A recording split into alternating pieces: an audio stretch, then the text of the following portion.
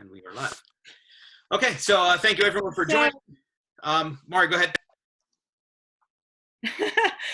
So just very quickly, I wanted to we want to give you an update on where PTAC as an organization has been going. There's been a lot of phenomenal work in the PLCs, and we wanted to see where those PLCs start to go and what their needs sort of seem to be. And then sort of be able to be responsive to those. So you're going to find that we have greatly updated our website, and that it is allowing for you to be able to engage other teachers across the state in a more fulfilled way. So we are asking that you send people to our website. We are asking that they will be able to fill out they'll be able to fill out an immediate survey about their experiences right now as we try to capture and log what is going on. We are also going to be trying to have some things that are feeding us, so videos that are feeding us, and we're also trying to continue to develop resources and support you. So, so Mike's going to share with you the website with the understanding that you are seeing what we're doing. That website is at ptacvoice.org. Yep. Oh, sorry. I shared it, but I shared it privately. All right, I'm going to share my screen, everyone, so you can see, so we can take a look at the website together. So most of you have been to this website at different times. The top looks pretty similar, okay? But we've added this new section in the middle. So you can see we have a three-pronged approach to how we're dealing with the coronavirus issues and how all of us are kind of making this transition to a new way of teaching. So first is the taking the temperature report. I'm going to have Mari share a little bit about that report in a second, but the share your experience tab that's up front, this is live. I'm going to click on it for you so you can see. It is a short survey that we'd like each of you to take. This will be going out via email, but if you can take it sooner than that, that's great. This is for any teacher in Pennsylvania. So we're going to be encouraging you to send this out to others as well. You can see the first question is, do you teach in Pennsylvania? Because we only want Pennsylvania teachers. After that, we are going to be able to filter by PTAC member and not PTAC member, and non-PTAC member. So once we get the results, we will be able to separate those two results out. And that's important for us because we'll know what voice to put in different places. But we are looking for feedback from as many teachers as possible. You can see the other questions are pretty basic.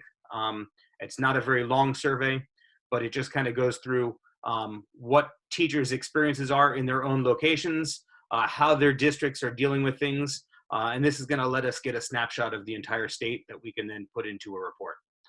Mari has started taking the temperature report based on our PLC calls, and Mari, I'm going to let you speak about that before I go into the next part of the website. So basically, the first taking the temperature report is just here's what you're going to find here, and it's going to be just the words from me saying here's what you're going to find here. What we are hoping is that that survey, where there's room for narrative, that we will be able to collect narrative and we will be able to collect enough data and to be able to have enough differences in the data to be able to really have all of the demographics represented, not just from our membership, but from beyond, to be able to do two things. One is to compare data from within our membership to the data that is from outside of our membership, but also to be able to start to capture those narratives. I know that we're all super busy right now, but I also know that in the fall, we're going to be faced with a very different landscape for education. And we're going to have recorded what has been the landscape that we are currently in. And the only way that I know to do that is to be keeping track of this data now. A week out, this will be different data.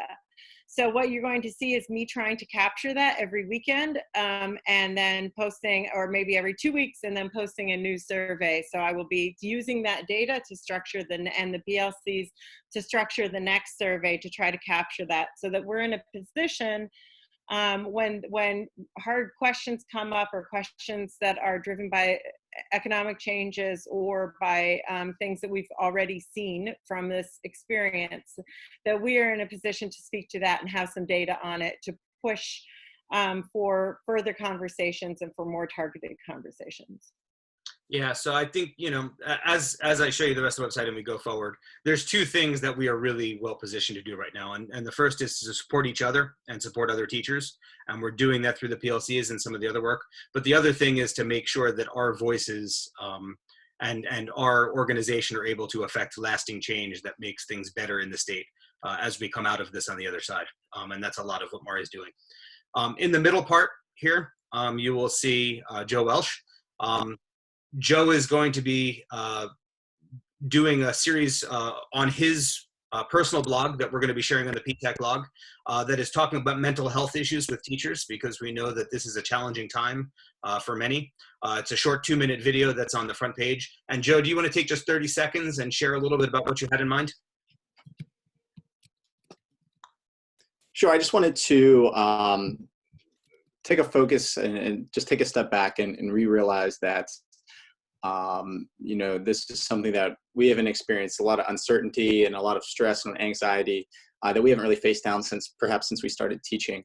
And just looking at, well, what are weekly challenges that we're probably all facing, and what are some possible solutions that, what's working, what's not working. And again, we're all in different backgrounds, so I just wanted to share my personal experience and just to reiterate that, we're all, not to borrow the phrase from High School Musical, but we are all in this together, and we're all experiencing different things that may be seen as a challenge. So Joe is going to have a weekly feature that's going to be video based, and we'll embed those videos onto our blog. But we are encouraging any PTAC members that feel like they have a story to share about what's going on to share a blog post with us. It doesn't have to be long. 400, 500 words is fine. We will help you edit it, as we always do. But get in touch with us if that's something you're interested in doing. We want to know your experience, and we want to help you inform others. So the blog has served that purpose well, even before this crisis. But right now, it's a vehicle that we know we can get your voice into spaces where other people are going to read it. The third prong of the three-prong approach is our PLCs. A couple of you have emailed and asked where you can get the videos from past PLC meetings. So I'm just going to click on the K2 meeting here. And you'll be able to see that each one of these pages has the ability to email the PTAC board member that is serving as one of the leaders for the committee. So if you have questions about time, or you lost the email and you don't know how to access the call, you can email that group leader there. We also have the archives down here, so all of the calls are being recorded. So if you happen to miss a meeting and you want to catch up on what happened, that's there for you. And then the other thing that we have on these pages is right here. It's a link for registration. Now, none of you as PTAC members need to register for the PLC. You have the code. You know how to access them. You know what time it is. Right now, you don't even have to, your guests do not need to register on this site. You can just invite a guest and give them the code. We want them to come. What we're looking for is there are certain parts of the state that are not represented in our PLCs right now, because partially we don't have a lot of members from certain parts of the state. We still want their voice represented in our professional learning communities. So we are going to be working with intermediate units perhaps, with the IUs to send out this registration form to others and invite some teachers from different areas into our PLCs during this time to get their voice, so that we can find out what's going in those parts of the state and have a more comprehensive look at what's going on statewide. And you'll see that that same link is in each one of these PLCs. You don't need to do anything with that right now unless you know a teacher that would be served well by a professional learning community from a part of the state that we don't have represented. So if you know someone from the central part of the state that you think could benefit from this and would be great, then by all means send them that registration link if you don't want to just invite them as a guest. Otherwise, this is not something you need to worry about, but we want to make you aware that that's one way that we're trying to reach out to others. Let me go back here. For our Sunday member-only PLC meeting, we have our own page there. There's no registration there, obviously, because this is just for PTAC members, but you can see archives of calls there, in case you miss one of these calls and you want to be able to catch up. The rest of the website is just what it used to be. We still have the Join PTAC link for those that want to apply. We do have 4 new members that we need to go through, 4 new applications that have come in the last week. Thank you to those of you who have been sharing PTAC with others and trying to get new members in. Keep doing that. Encourage people to fill out the entire application. one of the biggest reasons why we have to turn people away is because they only fill out a couple of questions and then send us an application, and we can't give them enough credit to get them into the organization. So the more comprehensively they fill out that application, the more chance it is that we can get them in. Learn more and let's work together are links for others to learn what we're doing. And of course, our mission statement and all of the other things that are normally on our website are still on there. So that is an overview of our three-prong approach. Jeffrey, I want you to share a little bit. One thing that is not on our website yet, but is going to be soon, is we've asked some of you for resources. Jeffrey has been compiling a list of resources that can help teachers, and we're going to be asking some of you to give us some feedback on those resources so we can recommend them to others. So Jeffrey, I'm going to let you have a couple minutes to share that push. Yeah, absolutely. So we, like a lot of teachers right now, are getting just bombarded with a ton of resources. And some of you reached out to me directly. We have those all compiled in one Google Sheet, but we were thinking, as we were discussing with other members, that it was just a little too overwhelming, too broad, and it didn't represent the narrative of PTAC members. So what we're going to try and do, we have two different forms that are going out so that we can sort of curate those resources a little bit better, go over them with a fine-tooth comb. The first one is asking for you to provide a resource, and not just provide it, but also give a reason that you may be using it or have heard of someone using it. And then the second form that we have is going into more detail about a visual, some kind of visual aid, a YouTube video, a link, or something that you created yourself using that specific resource. What we're really trying to do is to differentiate ourselves from all those other millions of lists that are out there currently. We want to say these are board member approved PTAC resources that someone has at least looked over and not just grabbed from a social media outlet. Is there anything I missed, Mike?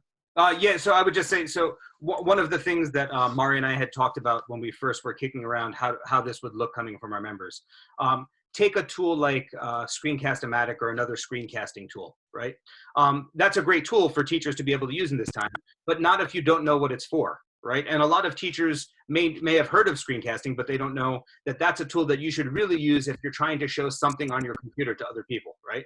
You don't need that if you're just shooting a video of yourself sharing an assignment with students, right? That's not the right tool to use. So we need videos from members not showing necessarily how to use the tool, although that's fine, but showing when you would use the tool. What are the applications of this tool for your classroom? Because, you know, if you go to Microsoft's website, you can find a bunch of videos on how to use Teams or how to use PowerPoint, but when to use it and some of the different nuances of how you can use that with students are what we're really looking for, if that makes sense. I think the other thing is just to, sorry, I'm trying to answer, I'm trying to take care of the chat for a second, is just to answer, is to realize that you're in this organization because you are the best teachers in the state. So because we know that you are some of the finest teachers in the state, then we need that voice, like we need that level of checkpoint. I'm not using a good word, but we need that level of expertise to be guiding people, and people are going to be looking to and for that from us. So I think that can be a really great, just really as you're doing it, think, I know there's that imposter syndrome for all of us, but think I know my stuff, like I know this thing. And particularly because I can tell you that there are many things I don't know, but I do know what works for teaching orchestra. And I do know that I do know in my heart of hearts, I know that. I also know when I'm failing at it. So I know what, and so really, and there will be a space on these to be able to say, to be able to write a little something about it. And we're looking for that. Yeah, and I'll just add, you know, there are a lot of things that I don't know as a teacher, but there are very few things that I couldn't find out by talking to our PTAC members. And so we want to tap into that collective expertise and the amazing work that all of you are doing, whether you realize it or not, and make sure that we're sharing that with others. So we have about 5 minutes before Senator Williams joins. Are there any questions that we can answer about that overview that I just gave of the three-prong approach that PTAC is taking to support teachers and move things forward during COVID?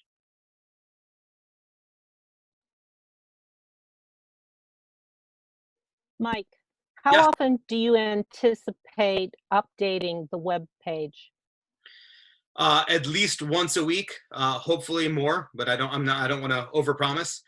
So my intention is that by the time our Sunday call rolls around, so our last professional learning community is on Wednesday. So between Wednesday and Friday, I want to get the webpage updated with all of the archives on there so that people can be checking in and seeing anything they need to before our Sunday night calls. That's my intention going forward. And you will see right now, Jeffrey's surveys on those resources are not on the website, but they will be soon. They will be in the next couple of days. Yep, Denise, go ahead. Mike and Mari, sorry. I was thinking, I know I'm going to try to come to more of the calls. I couldn't earlier. My school district was doing some things, and I was doing a lot of evening work with them. And so I'm wondering though, like before I sent some things out, just like I, quickly typed some things up and sent them out. Is that not okay? Is that good? Is that causing people more work? I'm just kind of trying to get a feel for things to see how we can support each other the best way. Yeah, no, that's great, Denise. Keep, if anyone has any questions for us, or you have suggestions on ways that we can do a better job supporting you and others, or you've got resources that you think are important, you can always send them to the PTAC info email account, which is ptacinfo@ptacvoice.com or .org, I'm sorry. And we'll put that in the chat for you. But you can always send things to that email address and we will go through. There's Cindy, Mari, and I all have access to that email address, and so one of us will get to it. That's not more work for us. That's us doing what we're supposed to be doing. So yeah, feel free to send us stuff there. Matthew, you had your hand. You wanted to ask. Yeah, I just wanted to verify one more time. You said that on the PTAC homepage, that link share your experience. That's something you want us to share with teachers from other districts. Yes, as long as they're within Pennsylvania. We really want all of you to fill it out, but we also want it to go out to any other teacher in Pennsylvania that we can reach, especially those in areas that we don't have representation from yet. And do you want just public or public-private?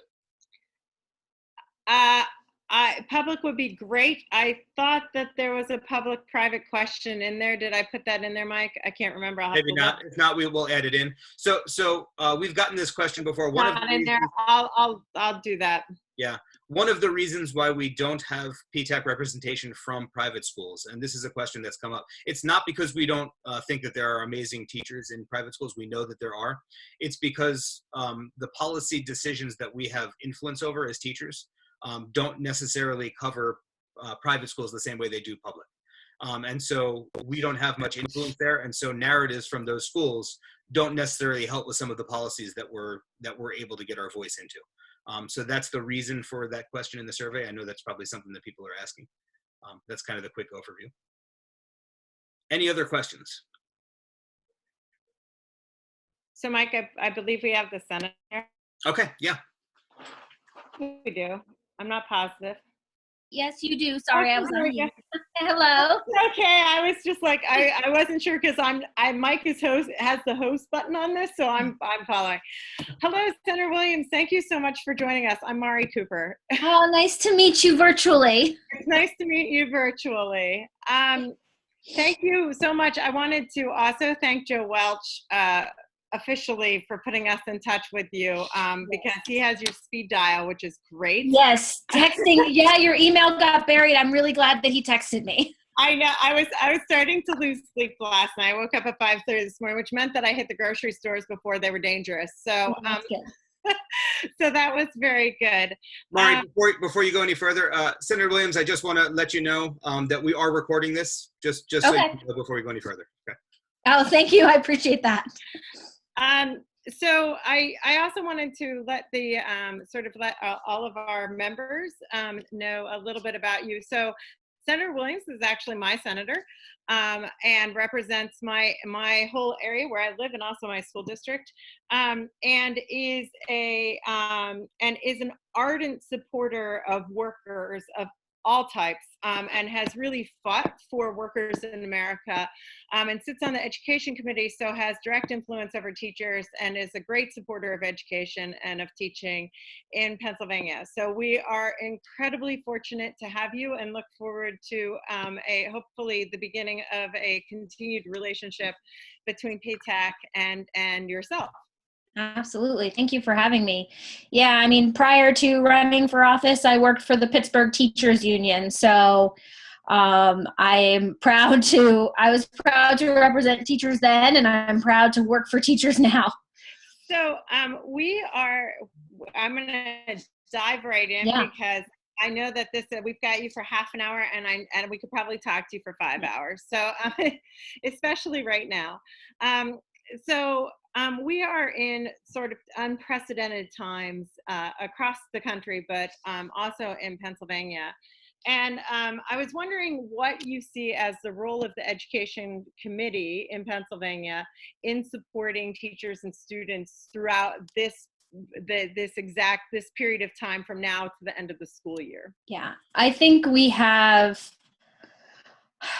an unprecedented challenge to deal with in the next few weeks. I mean, let's be honest, we've had the most inequitably funded education system in the entire country for years. We've barely made a dent in that with a fair funding formula that maybe 12 to 13% of the money is pushed through. So we have, even within the district I represent, we have the city schools who don't have enough books for some classrooms, and then we have school districts that are much more well off that have an iPad for every kid. And so it's always been an equitable system.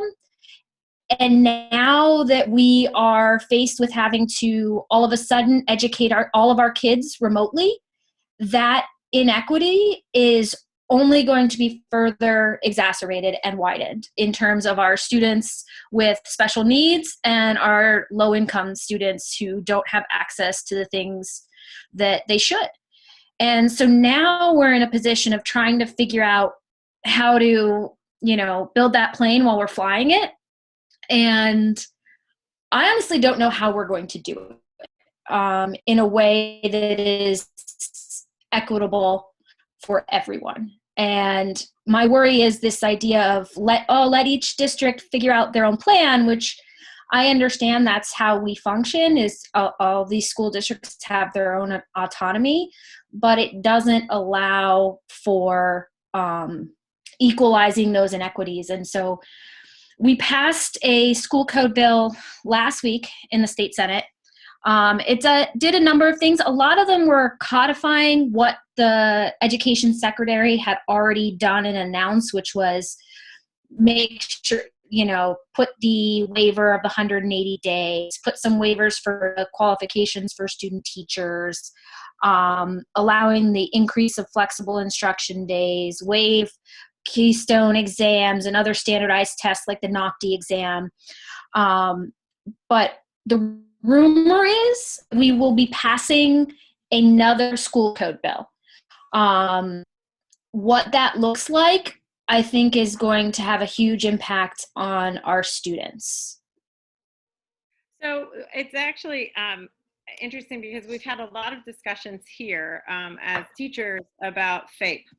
And about the concerns about meeting some of, and also, we've had discussions about everything from trying to reach our students in some school districts for how do you even get to some of these kids, and then all the way back to what are we dealing with kids who have IEPs and disabilities, and what is the law around that? Do you think that might come up in this next school code? Yeah. So obviously, a lot of that, the stuff, there's the federal implications too, and there's what the state is doing.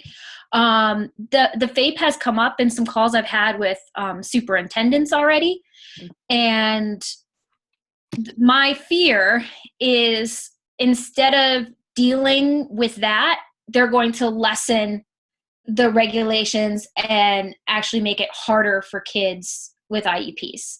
Not providing the additional supports we need to bring them to where to where we need. So my fear is that we're going to lessen those regulations and make it harder for students. But yeah, I wish I had better answers. But right now, everybody is sort of trying to figure this out. And one suggestion I would have for all of you is, I can't wait to hear from some of your ideas, but I would encourage you to weigh in with especially the Republican chairs of the education committees in the House and Senate on the state level, which would be Senator Langerholk and what is it, Sunny? Yeah. And try to get to talk to them, because they are going to have more of a say in this as this is negotiated. Like, I'm going to do my best. And Senator Dinniman, who is the Democratic chair in the Senate. And we're all going to try to weigh in, but we also have to convince the Republicans who have the majority in both the House and Senate here in Pennsylvania. We have a follow-up question to the FAVE questions come up in our chat, which is, has any thought been given to the impact on an increase in students who will likely be identified next year for special ed and the following because they've fallen behind in grade level? Yeah. So far, I haven't heard that question. I mean, we're still like trying to figure out whether, they're going to actually make the decision to call the full school year, right? And how long they're going to make us wait until they make that decision. Right now, we're still in we'll do it every 2 weeks, but that is not a good way for you guys to plan what you're doing. So do you have any thoughts on that, of where you see as a kind of no-go of like, if we're this date, we should just call it and figure out how we deal with this? Does anybody have any thoughts on that?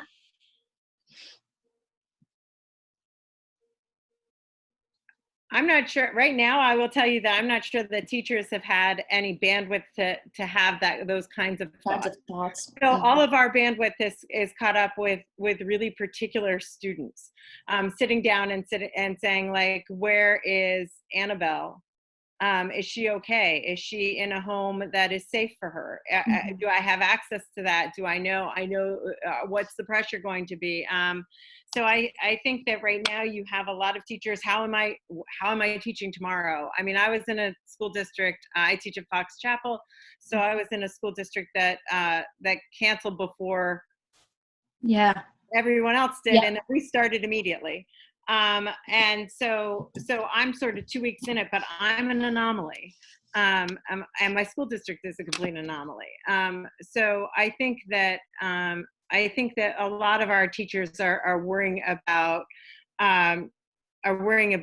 safety of kids and wellness of kids, and not yet totally to the learning point of kids. I mean, I think that's it, right? We aren't. Schools are the final ground for our children. The places that used to be in, things that used to be in place aren't anymore in our society in many ways for those kids.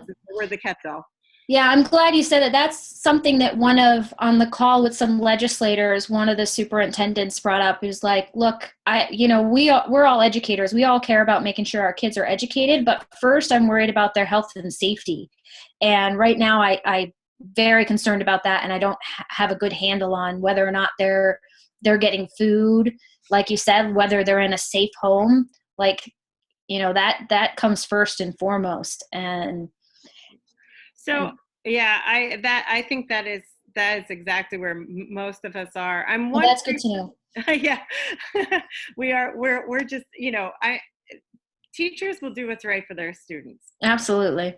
And they'll go to great lengths to do that. I think there is some conflict with being told different things at different levels. So the disconnect, and please, if people can chime in, if I'm right on this, I'm going to ask you to give me a thumbs up in the reaction thing so that they can see if I'm wrong on this. Then just ignore me. But my feeling is that that teachers currently are feeling the same disconnect that you're feeling, which is that we get one response from our school district, one response from our principal, one from the superintendent, one from the state, one from the national, one, and there isn't a consistent message that's going. So making those decisions, whether it's for 2 weeks or for a month or for 6 weeks, is not as frightening as what is the tomorrow, because I've been told 3 different things and I'm not getting a consistent message. Yeah. I would think, I wonder if everybody agrees, but that's my problem within the legislature right now. I get different answers on things I ask every day. It's really frustrating. And I think that the issue is, of course, one of the issues is then safety of kids comes clearly underneath that, trying to figure that out. Do you see moving forward, because it seems to me that one of the other things is that we're talking about how kids might be labeled next year, but looking to next year, it's also very possible that we're facing an economic recession. Mm-hmm. And with that, the funding for schools, it's already, it's like Oz, right? We've removed the curtain and found out that it's a very little man speaking, saying that these kids, it's inequitable. It's finally revealing itself in very clear terms. Yeah. But what do you see that we may be able to I'm wondering if there has been conversation yet about what is going to happen in the fall, in terms of funding the schools, period. Yeah. As inequitable as it is that going to be worse because there's not going to be dollars? And as we're watching, I'm watching Cuomo speak daily about cut, and today he was saying he may have to cut school funding in New York, which is terrifying. Yeah. I mean, we haven't gotten to that conversation yet. We're still we're in initial plans of what would a Pennsylvania stimulus look like and where does that money need to go? And then what do we do with the budget? Because we have to pass a budget at, by the end of June. Do we just pass the same budget as last year so that we could get that done and then deal with the stimulus and the bulk of the other spending separate? Do we do a 6-month budget? And those conversations are just now starting to happen. But, Pennsylvania has gone down and is on a state level, we have traditionally contributed some of the least amount, and we're going to have to really pump that up to make up for the fact that these local municipalities aren't going to have the tax revenue, and you can't raise school taxes on people who don't have jobs. And so we haven't really had that conversation yet, but it's coming, and it's going to have to be part of that. Yeah. I don't envy you. There is so many tough questions. And the thing is, because we haven't made tough decisions about revenue in the past, it's only going to be worse right now, sadly. Yeah.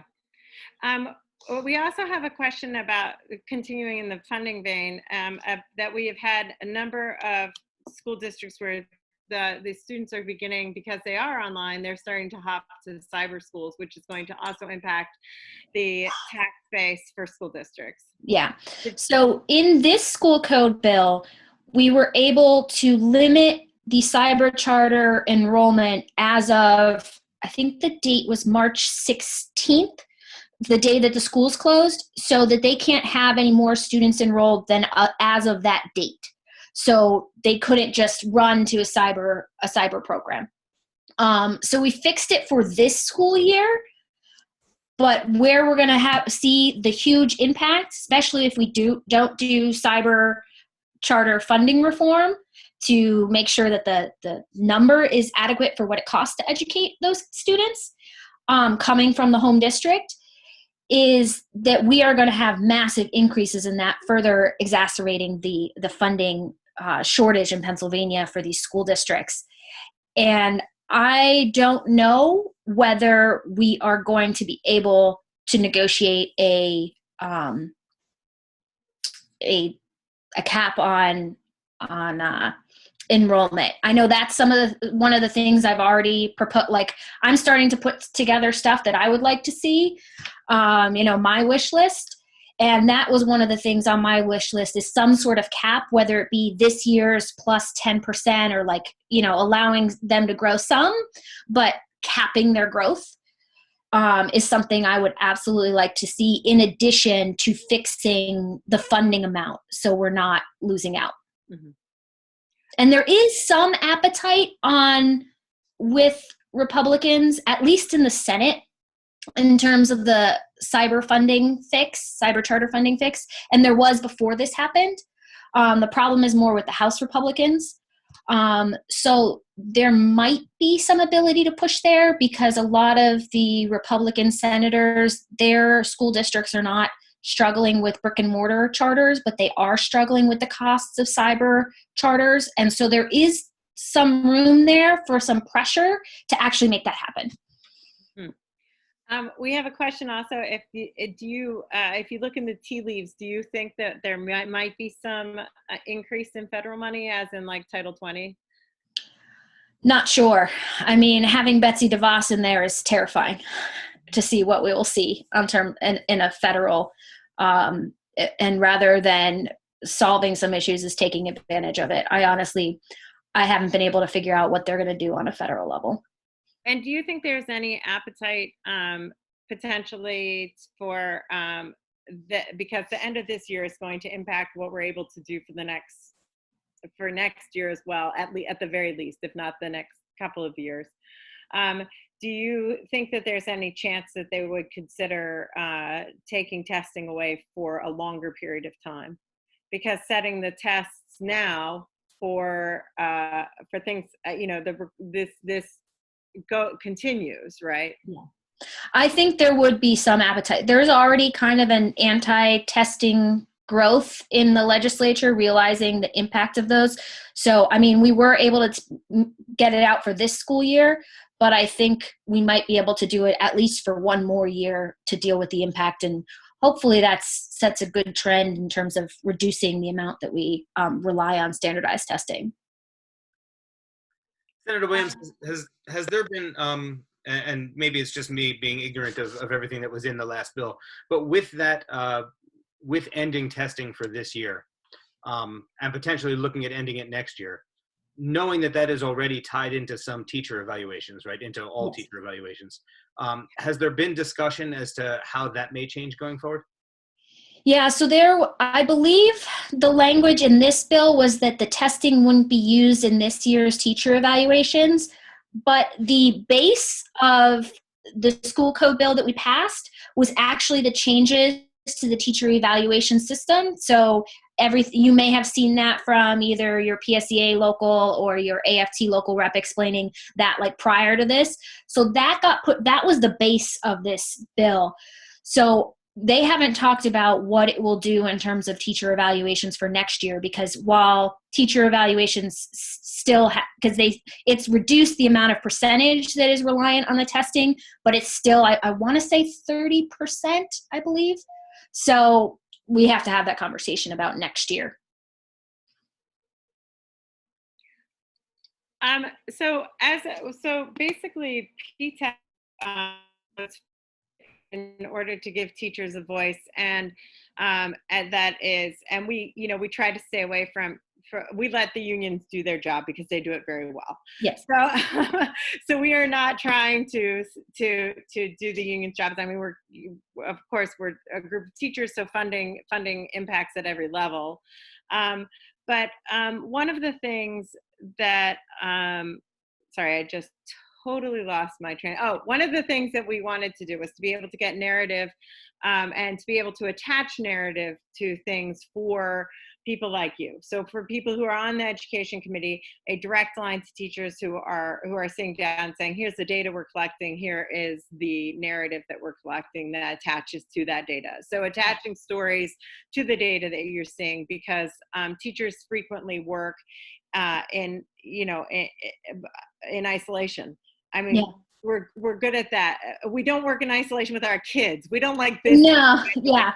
This is not the isolation we want. We want to be trapped with. I want to be trapped with 30 teenagers right now. But but I am wondering how can we. What are some of the places that we could focus on in order to gather a voice?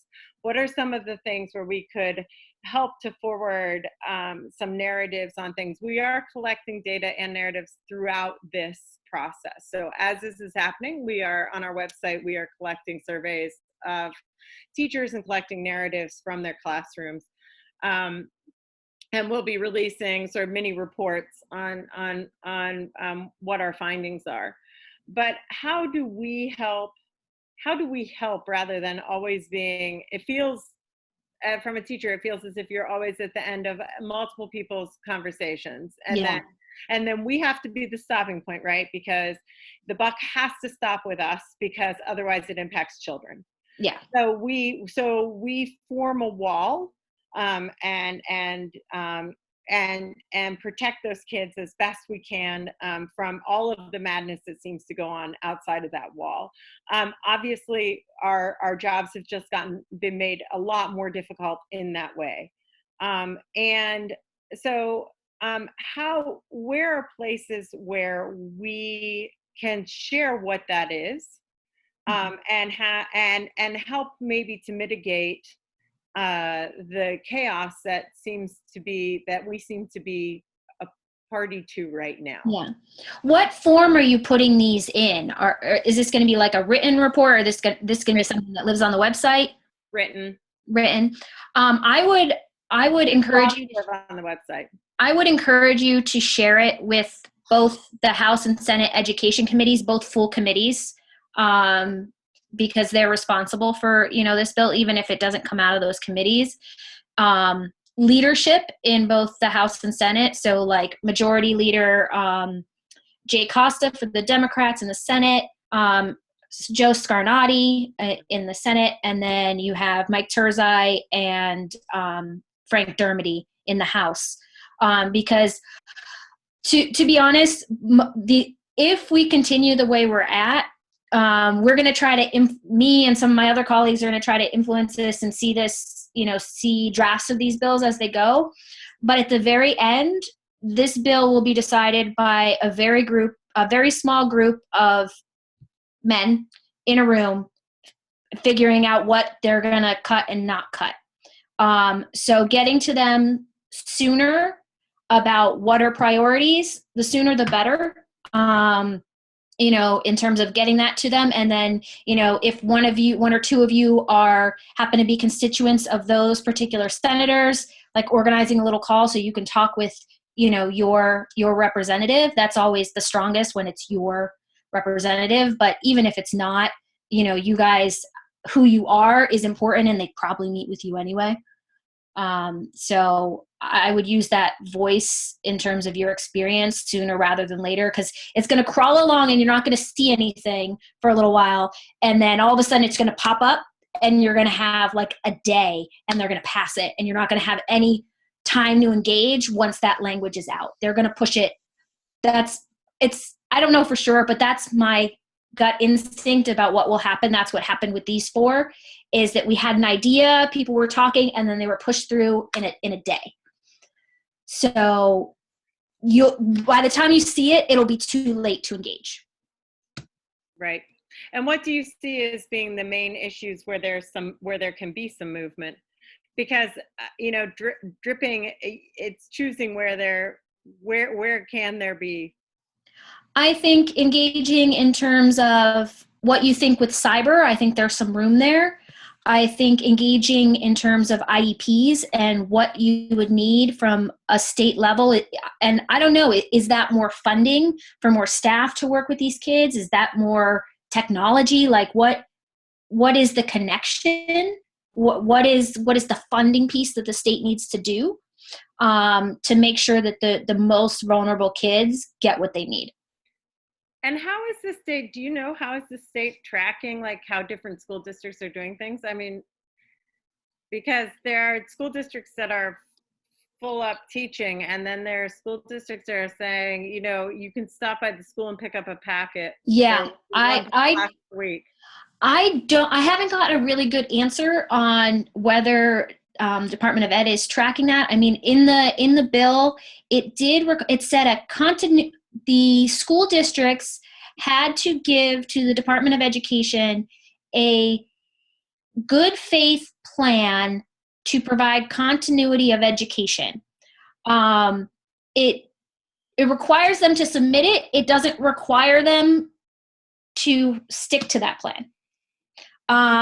Department of Ed was worried about them not being able to enforce it in all the different school districts we have. So they didn't want it to be an enforceable thing. It's a guide right now.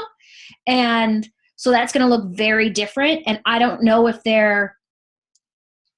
they're providing any feedback on what is presented from the school district, or if they're just saying, okay, you checked your box of providing a continuity of education, but there's no guidelines in that legislation about does your continuity of education plan address kids with special needs? Does it address, the low-income students? Does it address the kids that already are academically behind for whatever reason? It doesn't lay any of that out in the legislation. Mm-hmm. Yeah, I think I think the IEPs is an issue for absolutely every single teacher who deals with children. Yeah. And that is, equity is how do we reach them or how do we get to them? But those kids are in every single school district. Yeah. And are, and those are some of the kids we worry about most. Yeah. And I think the story, not only is the data going to be helpful, but I think the stories of what you're seeing and the kids that you can't get in touch with, or the kids, that are really struggling, is going to be important to move people's hearts to be in the right place. Great. Well, thank you so very much. Thank you for the work that you're doing. Thank you for the work that you do for me personally. You're very welcome. My pleasure. Park. And I am going to type my email address in the chat box right now. Anybody who needs or has questions, please feel free to email me. And I will, and my cell phone number, since I'm working from home, 362-3179, is there. Feel free to give me a call or shoot me an email if you have ideas or questions or concerns, or you want help connecting to, a legislator in your area. Please let me know, and I'll do my best. Thank you so much for taking some time on a Sunday night for us, Senator Williams. Of course. Anytime. You guys are awesome. Thank you. Well, don't say anytime because we'll be back. Okay, good. You invite me anytime you like, I promise. We will. Thank you so very much. All right. Good night, everybody. Night. So for everyone else, before you go, just a couple of reminders. I know we're almost out of time. If you have not participated in our grade level PLCs yet, we encourage you and invite you to do that. Tomorrow night, our K2 and 3-5 PLCs will be meeting. K2 meets at 7 o'clock. 3-5 meets at 8. On Tuesday evening at 7 o'clock, our middle school PLC will meet. And on Wednesday at 7 p.m., that's a time change, by the way, from the email that I sent. That PLC has moved their time. But Wednesday at 7 p.m., the high school group will be meeting. So hopefully all of you found Senator Williams as informative, and it was just great to see behind the curtain a little bit and see how things are going. So hopefully all of you enjoyed that as much as I did. Mara, you anything else you want to wrap up with? Yeah, one quick thing. Please do not fill. I'm going to go in we have a board meeting right now, but as we do that board meeting, I'm going to go in and I'm going to change some stuff in that survey. I'm going to add in a question on IEPs so that we can, because if that's something that they need, that's something that I think the cyber thing will get taken care of by the unions are all over that. They're all over cyber charters, and the governor is all over cyber charters, and that's not where I think that we need to have a ton of stuff, although I would encourage you, not necessarily as a PTAC member, but well, you could do it as a PTAC member, but feel free to write her if you have your own cyber school story. And again, Mike Terzai tends to be a good one to try I will tell you that's going to be a drop in the bucket that he won't hear, but Frank Dermody will listen and will collect things. He's more likely to gather those on that. But I think the IEP thing is something that we've certainly heard from membership every single time that we have been on these calls, that is critically important. And we can get those narratives and data into hands very quickly. So I will add that in, and I will probably make that the focus of the next survey that goes out. So this survey will probably be up for a week. It seems to me as if she's telling me to get my hiney in gear. And so the next one will be, I'll work, and I'll probably reach out to some of you independently to get some work, to get some things going on the IEP front, and that will be our next report. So just give me 5 minutes, 10 minutes before you look at that survey again. I will ask of the private public, that's an easy one to fix, but I will also ask the other thing. Okay, that was it, Mike. And if anyone wants to thank Senator Williams publicly, her on Twitter, I've already sent out something from the PTAC account with a screenshot thanking her, but her Twitter handle is in there. Feel free to retweet that and send her a private message or a public message from your own private account if you wish, just thanking her for joining us tonight and for giving up some of her Sunday. And please tag PTAC Voice in there, because it's also really important that Secretary Rivera checks that. She checks that Twitter, and if he starts to see activity around this, then that might be something. I will be trying to get somebody from PDE for next Sunday to see if they can answer some very specific questions. So I'm probably going to ask for Matt Stem, who is the K through 12 guy. So and by then we may have developed some IEP stuff that we can ask him directly. All right, thanks everyone. Enjoy the rest of your weekend, and good luck for those of you that are starting teaching tomorrow. Good luck.